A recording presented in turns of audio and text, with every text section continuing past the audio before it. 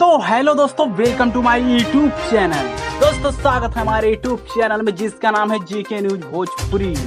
तो दोस्तों आप लोग के बीच में एक न्यूज सॉन्ग का अपडेट लेकर आ चुका हूँ, जो कि दोस्तों सुपरस्टार खेसारी लाल यादव का है। जी हाँ दोस्तों, खेसारी लाल का न्यूज सॉन्ग आ चुका है, जो कि दोस्तों बवाल ही सॉन्ग होने वाला है, जो कि दोस्तों हमारी स्क्रीन पर देख लीजिए।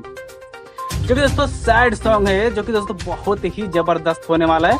आप लोग को बता दें दोस्तों गाने का नाम, जो कि दोस्तों तेरे मेरे दरमिया। दोस्तों गाना का नाम है तेरे मेरे दरमिया, जो कि दोस्तों बवाल ही सॉन्ग होने वाला है। तो दोस्तों वीडियो को पूरा देखिए। और दोस्तों आपसे रिक्वेस्ट है, अगर चैनल पे हमारे ना प्लीज फटाफट हमारे चैनल को कर दीजिए सब्सक्राइब, क्योंकि दोस्तों न्यू गाने का अपडेट सबसे पहले लेकर आता हूँ, लाता रहूंगा। दोस्तों प्लीज चैनल को सब्सक्राइब कर दो।